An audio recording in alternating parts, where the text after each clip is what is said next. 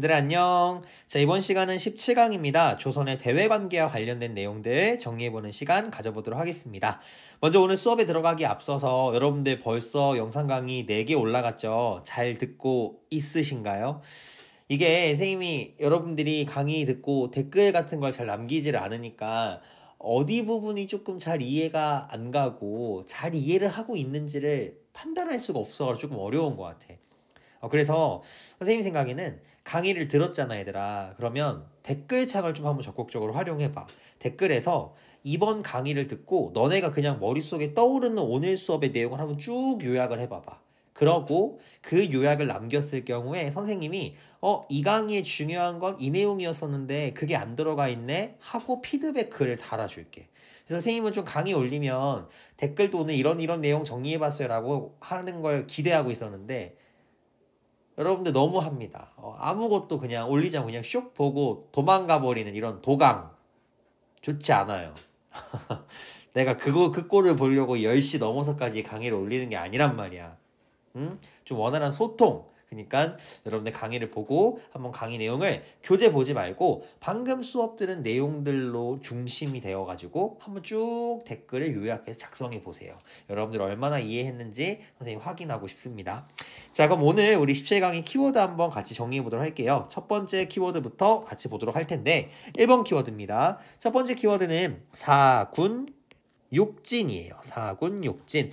아시다시피 세종대왕 시기 때 여진족을 토벌한 결과 국경지역을 확정하면서 만들어 놓은 국경선 역할을 하는 곳이었죠. 두 번째는요. 광해군 시기 때 실시했던 외교정책인데 후금하고 명나라 사이에서 신리를 지키기 위해 실시한 외교정책이었습니다. 우린 이거를 중립 외교정책이라고 표현을 했죠. 그리고 3번입니다. 3번은 인조하고 관련이 되어 있는데 병자호란에서 인조가 패배하고 삼전도라고 하는 곳에서 굴욕적인 항복 인정을 했었다 라고 했던 내용들 기억하십니까? 그래서 오늘은 이 1, 2, 3번에 해당하는 키워드들 잘 한번 떠올려 보면서 복습 시작해 보도록 할게요. 첫 번째 내용입니다. 조선전기의 대외관계인데 우리 조선전기의 대외관계는 사대와 교린정책으로 설명할 수 있다라고 선생님이 얘기를 했었을 겁니다.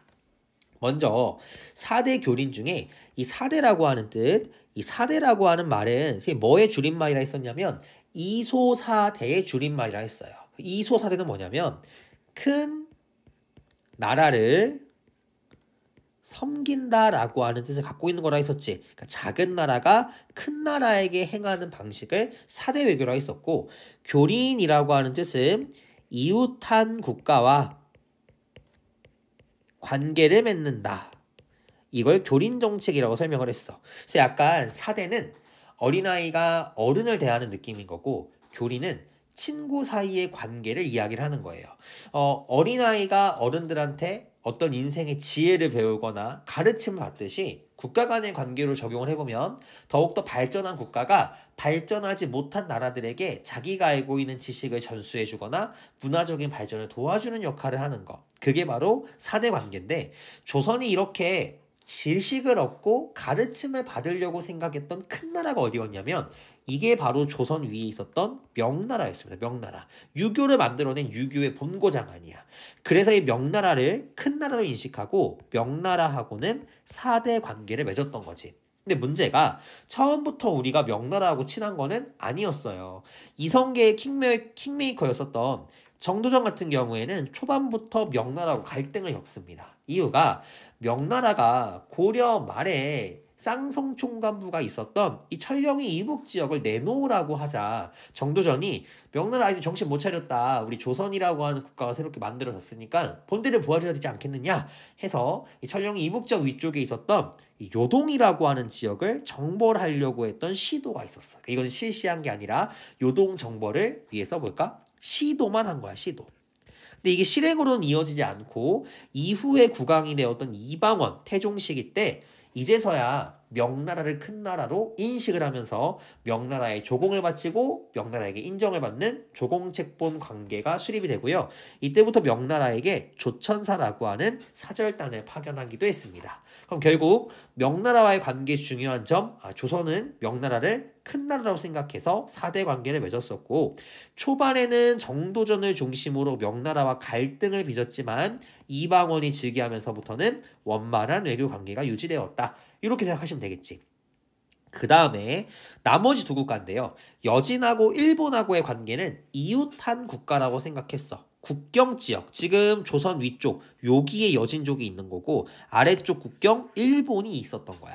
그러니까 이런 국가들은 국경을 맞대고 있는 이웃한 국가들이니까 이런 국가들이랑 잘 지내야지, 이걸 교린 정책이라고 표현을 합니다. 근데 여진족이 보통 조선의 국경을 넘어오는 이유, 이렇게 넘어오는 이유는 여진족이 살고 있는 곳 자체가 농사 짓기가 상당히 힘들어요. 그래서 조선에 나오는 농산물들을 얻어야 되는데 이걸 평화적인 방식으로 교환한 게 아니라 침략하고 토벌하는 방식을 하다 보니까 조선에서 처음에는 회유 정책을 펼칩니다. 우리 트레이드 하자. 너네는 가축을 잘 기른다는데 니네 가축이나 고기를 우리를 주고 우리가 농산물을 줄게. 근데 이 무역량이 적다고 생각했을 때는 여진족이 계속 조선의 국경을 넘어왔습니다. 그래서 여진족을 토벌하는 과정에서 세종대왕 시기 때 사군과 육진이라고 하는 곳을 김종서와 최윤덕 장군에 의해서 개척하게 되었다. 그래서 사군은 이 압록강 유역, 육지는 두만강 유역 쪽에 만들면서 오늘날 우리 한반도의 국경선을 확정했던 게 이 조선 세종 시기 때부터구나 라고 하는 걸 머릿속에 기억하시면 될 것 같아요.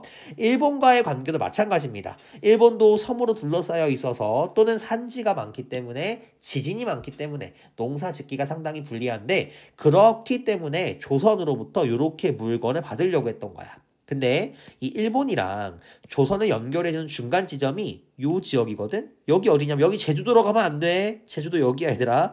여기가 스시마예요. 대마도. 그래서 대마도가 무역의 중심지였었는데 문제가 뭐였었냐면 무역량이 적으면 이 대마도 지역의 해적들이 소굴이 돼요. 그래서 자꾸 이 전라도하고 경상도 지역에 나타나가지고 물건을 뺏어오는 거야. 그러니까 처음에는 노략질 하지 마라 그러면서 세 개의 항구를 개항해줬어. 그런데 얘네가 이게 부족하니까 계속 반란 일으켜. 그래서 이종무라고 하는 인물을 시켜서 대마도를 정벌하고 다시는 해적질을 하지 않겠다는 약속을 받아오게 됐습니다. 근데 이 이종무가 있었던 시기, 대마도 정벌이 이루어졌던 요 시기 때의 왕, 이 인물도 누구였었냐면 아래 한번 써볼게요. 요 시기 때도 세종대왕 시기 때 일이었다. 그럼 결국 세종대왕 시기 때 북쪽의 국경과 남쪽의 국경을 안전하게 만들었다라고도 우리가 설명할 수 있을 것 같아요. 그래서 교린 정책은 여진과 일본과의 관계, 명나라하고는 4대 관계인데 정도전은 처음에 명나라와 갈등을 빚었지만 이방원은 교류를 했었다. 이렇게 보시면 될 것 같습니다. 두 번째 볼게요. 자, 근데 두 번째 제목을 보니까 4대 교린 정책이 뭐라고 나와 있으더라? 실패. 그게 뭐냐면 외란이야. 교린이라고 하는 거는 얕잡아 보는 거거든. 자기랑 비슷하거나 자기보다 아래로 보는 건데 일본이라고 하는 국가를 자기보다 아래로 봤던 거야. 그래서 우리가 이걸 외란이라고 하지. 그래서 결국에는 자기보다 아래로 생각했던 일본에 의해서 침략을 당하고 큰 피해를 입은 거잖아. 그러니까 외교 정책이 실패했던 거야. 일본을 너무 얕잡아봤다는 거지. 그러면 외란이 일어났던 배경을 볼게. 먼저 임진왜란이 어느 왕 시기 때 일어났던 거지 얘들아? 이건 이야기할 수 있잖아. 이거는 선조 시기 때 일어난 사건이에요. 근데 외란이 터졌을 당시 때 조선은 이미 붕당 정치 시기였어요. 기억나십니까? 이 시기 때 동인과 선조 때 서인으로 이미 나누어진 상황이었었어. 이조 전랑의 문제라던가 척신정치에 대한 문제를 중심으로 김효원을 중심으로 하는 세력은 동인으로, 심우겸을 중심으로 하는 세력은 서인이 되었던 상황이었지. 그리고 또 조선은 1392년에 건국이 되었는데 약 200년 동안 조그만한 소란만 있었을 뿐 대규모의 전쟁은 없었거든. 그러다 보니까 군인들이 전쟁 경험이 적고 군역 제도가 상당히 문란해 있었어요. 군인들이 항상 군사훈련 해야 되는데 싸울 일이 없으니까 막 군인들을 저 소금 염전에 보내버려서 소금일을 채취하는데 일을 하라고 시키기도 하고 이런 식으로 군역 제도가 문란했었다. 그러니까 다시 말하면 조선 내부에서는 상당히 평화적인 상황이 유지되고 있었고 군역제도가 문란했었지만 일본에서는 유명한 사람이죠. 도요토미 히데요시가 이 전국시대 사무라이들의 다툼 시기였던 센고쿠 시대를 통일하게 됩니다. 그럼 결과적으로 일본은 전쟁 경험이 많은 상황이었었고 반면에 조선은 평화로 인해서 전쟁을 겪어본 경험이 적었다고 볼 수가 있는 거겠지. 그러니까 이러한 두 국가가 싸웠을 때 당연히 누구한테 유리한 거야? 일본에게 유리했던 거였었지. 그러고 일본이 더 유리했던 이유, 포르투갈 상인으로부터 뭐 받았다고? 조총을 받았기 때문에 무기적으로도 앞서고 있었습니다. 자, 그래서 이 임진왜란이 일어난 배경을 보시면요. 일본의 명분은 좋습니다. 조선을 침략하는 것이 아니라 어디? 명나라를 정벌하는 것에 이유가 있다. 그러니까 조선은 명나라 정벌에 필요한 가도 길을 내어달라라고 이야기를 했던 거야. 그런데 이게 실제로 맞니 얘들아? 당연히 어떻게 군대 끌고 길만 내달라고 하겠어. 당연히 조선 침략하려고 하는 의도가 컸었겠지. 그래서 일본은 처음에 한반도에서 가장 가까운데 일본이랑 한반도에서 가장 가까운 곳 어디야 얘들아? 이 부산이라고 하는 곳을 먼저 침략하고 이후 곧바로 선조가 있는 서울을 향해서 북상을 해옵니다. 자, 일본이 이렇게 파죽지세로 밀고 올라오니까 선조는 의주라고 하는 곳으로 피난을 오르게 되는데 의주라고 하는 지역을 보시면 의주, 요곳 바로 위에 명나라가 있어요, 여러분들. 그래서 의주로 선조가 피난한 이유를 우리가 교과서적으로는 도망갔다고 표현을 하는 게 아니라 일본의 침략으로부터 지원군을 요청하기 위해 명나라와 연합군 편성을 논의하려고 올라간 거야. 그러니까 큰 나라로 명나라에 섬기고 있으니까 형님 저희 위기에 처했으니까 저희를 좀 도와주세요. 요런 느낌이었던 거지.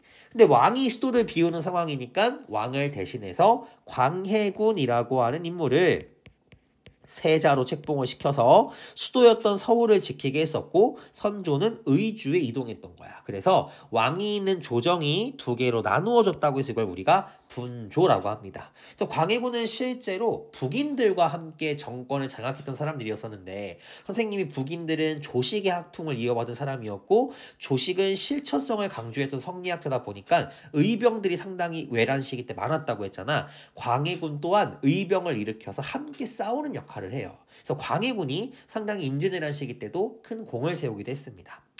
자, 그럼 이제 구체적으로 어떤 전투들이 있었는지 볼게. 먼저 육지에서는 김시민 장군에 의해서 김시민 장군에 의해서 진주성 지역에서 진주 대첩이 있었고요. 또 권율에 의한 행주산성 전투도 있었어요. 그리고 제일 중요했던 거 육지에서 의병들의 활약이 두드러졌죠, 여러분들. 선생님이 아까 잘못 말했던 홍의 장군 곽재우도 있었고 조헌이라고 하는 인물도 의병장으로 활약합니다. 또 혹시 우리 수행평가에서 봤던 인물 기억나요? 조헌이라고 하는 사람 기억납니까? 요러한 인물도 의병장으로 활약을 했었지. 말로 해볼까? 의병들이 외란 시기 때 활약할 수 있는 이유가 뭐였지 얘들아? 의병은 자신의 고향에서 군대를 일으켰었기 때문에 일본 군보다 산세와 지리, 향토 지리에 익숙했기 때문에 이런 게릴라 전투에 상당히 능했다고 설명을 했었죠. 반면에 수전, 우리의 영웅 누굽니까 여러분들? 이순신 장군이 옥포해전의 첫 승리를 거두고 한산도 지역에서 일본군에게 대승을 거두기도 했습니다.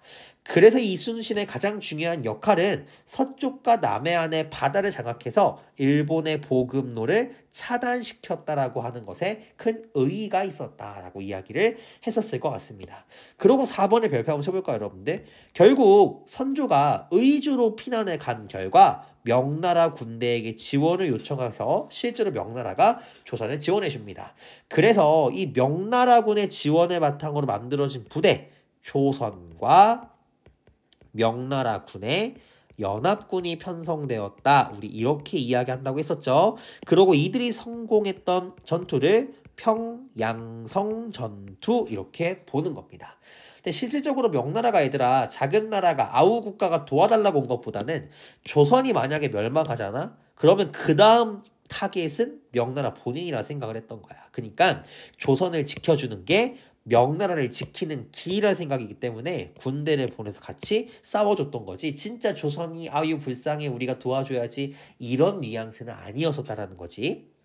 자, 그런데 외란이 이렇게 명나라 군대의 지원으로 조선과 명나라 편에 유리하게 되자 일본이 중간에 강화 협상을 진행을 해요. 전쟁을 중단하는 기간도 있었어요. 그래서 보면 임진왜란은 1592년이고 다시 쳐들어온 제란은 몇 년이야? 97년. 약 몇 년 동안에 5년 동안의 휴식기가 있었어. 그래서 우리 수업 시간 배운 거 기억나나? 이 중간 5년 기간 동안 전쟁이 중단되어 있었을 때 어떤 일이 있었냐면 우리나라가 부대 점검을 해요. 우리가 일본에게 줬던 거 저들이 쓰는 신식 무기인 조총 때문이야. 우리도 뭘로 무장하자. 예, 조총으로 무장하자. 그래서 혹시 기억납니까? 훈, 련, 도, 감이라고 하는 걸 편성했었지 얘들아. 이거 어떻게 돼 있던 거였었지? 훈련 동안 편성? 기억나? 사수, 살수, 그리고 포수. 근데 여기서 중요한 거 무슨 수? 여기 있는 포수. 조총부대를 만들었던 훈련도가 임진왜란 중에 만들어진 거였었어요. 그래서 우리 나름대로 대비하고 있었는데 일본이랑 전쟁을 끝내보려고 조명연합군도 편성을 했었고 명나라와 일본이 강화협상도 진행을 해. 근데 문제가 뭐였었냐면 일본이 너무나 무리한 요구를 해왔기 때문에 이 협상은 어떻게 되었다? 네, 5년간의 강화협상은 결렬되고 다시 쳐들어와서 우리가 위에 써볼게. 다시 쳐들어온 난리라는 뜻의 다시 자를 써서 정년에 있었던 다시 쳐들어온 사건, 이걸 정여재란이라 부르는 거지. 전개 과정 보면 이순신 장군이 당시 2차례 해전에서 큰 승리를 하게 됩니다. 명량해전에서도 승리를 하게 됐었고 노량해전에서도 큰 승리를 거두게 되죠. 그리고 이 결과 실제로 도요토미 히데요시가 사망하면서 일본이 철수하는 것으로 엔딩을 맞게 되는데 중요한 거는 영향 부분에 별표 한번 쳐볼까? 외란으로 인한 영향은 조선한테 상당히 부정적인 결과가 컸어요. 우선은 조선에서는 외란 이후에 극도로 세금 확보가 어려워져요. 많은 사람들이 죽었고 농경지가 황폐화되면서 세금을 낼 수 있는 땅이 사라졌기 때문에 국가가 세금을 거둘 수가 없었던 거야. 그래서 이러한 국가의 재정 부족 문제를 메꾸기 위해서 신분을 합법적으로 판매하면서 양반의 수가 늘어나게 되었던 거지. 그 결과 뭐가 동요하게 되었다? 신분제가 동요하게 되었다라는 내용도 같이 수업 시간 때 공부했습니다. 납속이라던가 공명첩을 판매하는 경우도 있었고 족보를 위조하고 매매하는 경우도 있었죠. 자, 외란의 결과 명나라는요 조선의 지원군을 너무나 열심히 파견합니다. 그로 인해 국력이 약해졌었고 이러한 명나라가 약해진 틈을 타서 성장했던 이민족을 후금이라고 했었죠. 이에 비해 후금은 크게 성장하고 있었다. 요 표시보다는 반대 표시를 해볼까요? 명나라는 국력이 떨어지고 있는 반면에 후금의 국력은 강화되고 있는 상황. 반면에 일본 같은 경우에는 새로운 막부가 수립됐어요. 여러분들 에도 막부가 수립이 됐죠. 에도 막부의 수립 임진왜란으로 인한 영향, 임진왜란 이후에 만들어진 거예요. 그리고 문화적인 발전도 크게 이루어지게 됩니다. 예를 들면 도자기의 제조법의 우리나라의 포로들에 의해서 일본으로 전파가 됐었고요. 성리학과 인쇄술도 넘어가게 되죠. 그리고 국교를 재개한 이후에 사절단 교류하는데 통신사라는 것을 파견하게 되었다라고 보시면 되겠습니다. 이렇게 해서 외란을 정리를 해보시면 외란이 있었을 때 활약한 사람들이 누구였었고 이 외란 과정에서 있었던 것들이 중요했어요. 여러분들 의병이 활약을 했었고 조명연합군도 편성이 되었었고 훈련 도감이 만들어지기도 했었죠. 근데 전쟁이 끝나고 나서는 신분제가 흔들리고 에도막부가 수립되고 통신사를 파견하기도 했었다. 이런 내용들 포인트를 잡아서 기억해 두시면 되겠습니다. 그 다음 이제 마지막 내용 볼게요. 두 번째는 호란입니다. 호란은 일본이 아니라 이제 여기는 여진족과 관련된 거야. 왜냐? 여진족이 세운 게 이후 후금이고요. 이 후금이 명나라를 나중에 멸망시키고 이후에 청이라고 하는 국가가 등장하게 되는 겁니다. 그래서 결국 오랑캐 호자를 써서 오랑캐로 의한 난리, 이걸 우리가 호란이라고 하는 거지. 자, 근데 외교 정책의 변화가 일어나게 되죠. 우선 광해군을 잘 보시면 광해군 시기는 임진왜란을 겪은 시기란 말이야. 근데 광해군이 임진왜란 끝난 이후에 외교적인 문제에서까지 마찰을 빚으려고 하지 않아요. 조선이 너무나 힘든 상황이었기 때문에. 그래서 광해군은 외교에서 제일 중요하게 생각하는 걸 실질적인 이득, 실리라고 생각을 했어. 다시 말하면 광해군은 전쟁으로 인해 본 피해가 막심하니까 외교에서까지도 피해를 보지 않고 이익을 취하고 싶었던 거야. 그런데 그러려면 새롭게 떠오르는 후금의 심기를 건들면 안 됐기 때문에 후금의 편도 들지 않고 명나라의 편도 들지 않는 모습을 보였었죠. 그래서 우리는 이러한 외교 방식을 중립, 외, 교회 방식이다 라고 했었고, 이러한 광해군의 중립외교를 든든하게 떠받들어주고 있었던 서포터들, 이들은 붕당으로 따지면 무슨인? 북인계층들이었었다. 오케이? 그럼 광해군 이러한 중립외교 왜 실시했어요, 선생님? 자, 이 상황이 중립외교의 배경이었어요. 외란으로 인해서 임진, 외란 이후 명나라의 힘은 약화되고 여진족이 성장해서 이들이 후금이라고 하는 국가를 건국을 했는데 명나라와 후금이 대립하는 상황이 벌어진 거야. 광해군은 명나라가 도와준 것도 있으니까 명나라 도와주긴 해야 되겠고, 후금은 너무 세니까 후금의 심기는 건들면 안 되겠고, 어떻게 하지? 하다가 강옥립이라고 하는 인물을 시켜서 지원군은 보내되 후금하고는 싸우지 않게 했다고 해서 중립외교라고 했던 거죠. 근데 이러한 광해군과 북인 정권의 외교 정권을 서인 세력과 인조가 아주 신랄하게 비판을 하죠. 이거는 부모가 칼로 위협당하고 있을 때 도망친 거다. 그러니까 이건 패륜하다. 이러면서 광해군의 행보를 비판하게 됐죠. 그래서 결과적으로 인조가 중시 여겼던 건 뭐였냐면 명분이었어요. 명분. 또 다른 말로는 의리를 중요하게 여겼던 거예요. 의리. 명나라에게 받은 의리가 있으니까 우리도 명나라에 대한 뭘 지키자? 의리를 지키자. 그렇기 때문에 인조는 우리를 도와준 명나라하고는 친하되 후금은 밀어내자라고 하는 친명배금 정책을 실시했었다라고 선생님이 이야기를 했었죠. 문제의 시작은 근데 이거였어. 광해군 때까지만 해도 후금의 신기를 건들지 않았는데 여기 인조 시기 때부터는 배금, 금나라를 배척하면서 금나라가 조선과 명나라가 가까워지는 걸 상당히 불편하게 여기기 시작을 해. 왜냐하면 조선이 여기 위치하고 있잖아, 얘들아. 그럼 명나라가 바로 왼쪽에 있고 후금이 위란 말이야. 그럼 생각해봐. 얘네 둘이 서로 짜고 치고 있는 상황이면 둘이 협공을 해버리는 순간 후금이 상당히 난처해지겠지. 그러니까 후금이 조선부터 제거하고 명나라를 제거하자. 그래서 쳐들어오게 됐던 거지. 이걸 우리는 뭐라고 한다? 호란이라고 한다. 호란의 발생 배경, 인조 반정으로 인해 광해군이 폐위가 되었었고요. 이로 인해서 인조와 서인 정권이 추구했던 외교 정책 때문에 호란이 발생했어. 누구하고만 친하고 명나라하고만 친하고 금나라, 후금은 배척하는 정책, 이 친명배금 정책으로 인해서 호란이 발생하게 되었다 했었죠. 또 하나, 광해군의 폐위가 중립외교뿐만 아니라 폐모살제, 자신의 새 어머니를 유폐시켜버리고 동생 영창대군을 죽이는 유교적인 문제도 일으켰다고 했었죠. 그래서 결과적으로는 요거 배금 정책의 문제로 인해서 다른 색깔로 할까?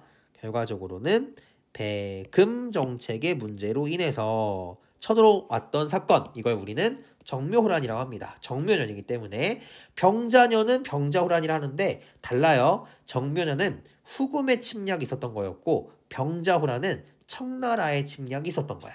먼저 정묘호란부터. 이 시기 정묘호란은 오랑캐가 쳐들어오니까 바다 건너 섬으로 갑니다. 그리고 의병들의 항쟁이 있었지만 결과적으로는 조선이 패배하면서 조선과 후금 사이에서 형제관계가 맺어지게 돼요. 오케이? 근데 병자호란이 중요해. 병자호란은 어떤 일이 생겼냐면 청나라가 조선에게 군신관계를 요구해요. 조선한테 명나라를 임금으로 섬기지 말고 우리 청나라를 임금으로 섬겨! 라고 이야기했던 거야. 근데 우리 조선의 입장에서는 이게 있을 수 없는 일이지. 왜냐면 인조는 후금, 청나라를 배척하는 입장이었기 때문에 두 개로 의견이 나뉘어요. 이런 오랑캐 새끼들이 이렇게 얘기하는 거 가만히 듣고만 있지 말고 척화, 저들과 화의 친선 관계를 맺는 것을 배척하자. 반면에 주화라고 하는 말은 여기 옆에 한번 써볼게 얘들아. 요 화, 이 말이 화해. 아이고. 요 화가 화해. 나 진짜 패드 바꿔야 되나 봐 얘들아. 애플 펜슬이 이상해. 화는 화의 또는 친선관계를 뜻하는데 주화는 화의와 친선을 맺자. 척화는 화의를 배척하자. 다시 말하면 맞서서 싸우자 라고 하는 뜻이 되는 거겠지. 근데 결국 여기서 척화론이 승리합니다. 이 척화론을 다른 말로 하면 이렇게 쓸 수 있을 것 같아. 뭐라고 쓸 수 있냐면 주전론이라고도 쓸 수 있어요. 주전론. 전쟁하자라는 입장인 거지. 그래서 결국 싸움 결과 청나라가 조선을 쳐들어오게 되죠.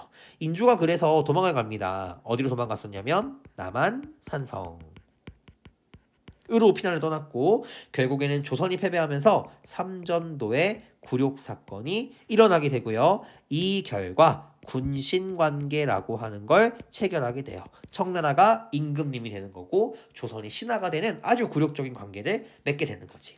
자, 그럼 여기까지가 호란의 과정이었으면 별표. 호란의 영향은 어땠냐? 첫 번째, 효종시기 때 북벌운동이라는 게 일어나요. 청나라가 위치로 조선의 북쪽에 있지. 다시 말하면 청나라를 정벌해서 원수를 갚자. 근데 반면에 청나라가 이 시기 때 정말 많은 발전이 이루었거든. 서양의 문물도 도입하면서. 한편으로는 청나라의 우수한 학문을 배우자는 북학론이라는 것도 대두되게 됩니다. 그래서 북학론은 주로 어떤 사람들이 중심이 되었냐면 청나라와의 전쟁에 진 이후 우리가 이제 명나라에 보내던 사절단을 중단시키고 청나라 황제를 만나러 가기 위한 사절단을 보냈는데 그 사절단을 우리가 연행사라고 불러. 연행사.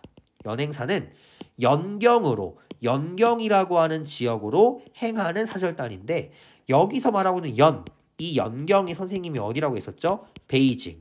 근데 베이징이 어디의 수도였냐면 청나라의 수도였어. 그러니까 청나라의 수도에 가서 황제를 만나는 사절단이라고 하는 뜻이었던 거지. 오케이? 그래서 이들이 실제로 청나라를 보니까 너무 발전돼 있는 거야. 그래서 연행사들이 중심이 되어서 청나라의 학문을 배우자는 북학론을 주장하기도 했었습니다. 결국 호란의 영향은 청나라를 공격하자는 입장과 청나라를 배우자라고 하는 입장으로 나누어지게 되었다라고 보시면 될 것 같습니다. 자, 그래서 선생님이 호란할 때 정리해야 되는 키워드 한번 볼까요? 호란하면 생각해야 될 거, 호란의 배경, 이거 친명, 배금 정책 때문이었어. 또 있다면 정묘호란의 키워드 떠올려볼까? 정묘호란, 후금이랑 싸운 거였었고 그리고 인조가 강화도로 피난을 갔던 사건이었었지. 그럼 반면에 병자호란의 키워드를 생각해보면 얘는 청나라랑 싸웠던 거였었고 남한 산성에 갔었던 거야. 그치? 그러고 이런 병자호란을 겪고 난 이후에 인식들이 여러 가지가 등장했다고 했었지 얘들아. 첫 번째 인식, 북쪽을 정벌하자는 북벌. 그리고 북쪽의 것을 배우자는 북학. 이런 식으로 생각해 볼 수 있을 것 같아. 오케이? 그래서 여러분들이 이 키워드를 묶는 연습들 한번 해보시기를 부탁드리도록 하겠습니다. 그리고 또 하나만 더 이야기해보면 외란의 결과는 통신사, 호란의 결과는 연행사. 여기까지 기억해두면 좋겠죠 여러분들. 자, 그럼 우리 안 풀었던 문제가 선생님 기억으로는 1번, 2번, 6번 문제였던 것 같은데 1번 한번 볼게요. 조선시대 명과의 교류에 대한 설명을 보래요. 세계의 항구를 연다. 이거는 일본과의 교린관계에 대한 설명이었었죠. 일본. 2번 태종 이후 4대 관계 때 그렇지. 그러면 태종 전에 정두전 때는 갈등 관계였었고 세종 때 김종서 육진 이거는 여진과의 관계. 그리고 조선이 문방구 불경 유교경전 답례품 얘들아 답례는 위에 나라가 아래 하나 해주는 거거든. 근데 명나라는 큰 나라니까 이런 일 있으면 안 되겠지. 무역소 설치하는 거 여진과의 관계. 정답 몇 번? 2번 고르시면 되겠죠. 그러니까 여기서의 포인트는 명나라하고 초기에는 갈등이었었지만 이후에는 친선관계를 맺게 되었었군. 친선은 태종 때, 갈등은 정도전 시기 때. 오케이? 2번 볼게. 외란이 동아시아에 미친 영향. 외란의 영향으로 명나라 국력이 약화됐지. 그럼 정답 바로 나왔네. 몇 번? 1번. 문화재 소실, 신분제 동요, 에드마프 수립. 여진이 빠르게 성장해서 이들이 후금이라고 하는 국가를 건국하게 된 것도 맞죠. 그래서 옳지 않은 거는 1번 고르시면 되겠죠. 자, 그 다음 6번 문제입니다. 다음 일기에 나타나는 전쟁인데 우선은 왕이 선조야. 그리고 지금 누가 나오고 있냐면 외선, 일본의 배, 부산과 동래가 함락되었대. 그리고 명나라 장수가 평양에서 왜군을 공격했대. 조선에서 명나라와 연합해가지고 일본이랑 싸웠네. 조명연합군에 대해서 이야기하고 있는 거네. 그니까 이거 무슨 전쟁? 임진, 왜, 란에 대해 물어보고 있는 건데 문제 보니까 전쟁 중이야 얘들아. 이걸 잘 봐야 돼. 전쟁 중. 그러면 전쟁 이후에 있는 건 답이 되는 거야 안 되는 거야? 안 되는 거지? 그럼 전쟁 중에 있었던 거 의병대 활약했다. 정답 몇 번이야? 3번. 이렇게 고를 수가 있는 거지. 그러니까 임진왜란 문제 풀 때 얘들아 발문을 잘 봐야 돼. 전쟁 중인 건지 아니면 전쟁 이후인지를 구분해야 돼. 만약에 전쟁 중이라 했던 우리가 배웠던 거 의병에 대한 이야기 지금 나온 거 얘기할 수도 있겠고 육군이 활약한 거, 수군이 활약한 거, 또 중간에 훈련도가 만들어졌던 거, 또 조선과 명나라 사이에서 연합군이 편성되었던 거 요거 다 얘기할 수 있지. 그럼 이후라고 하면 뭐 하면 될까? 에도막부가 수립됐다. 후금의 힘이 강화됐다. 조선에서는 신분제가 동요되기 시작했다. 국토가 황폐화되기 시작했다. 요렇게 여러분들이 중에 있던 것, 이후에 있던 것 구분하시면서 공부해 두시면 헷갈리는 게 줄어들 것 같습니다.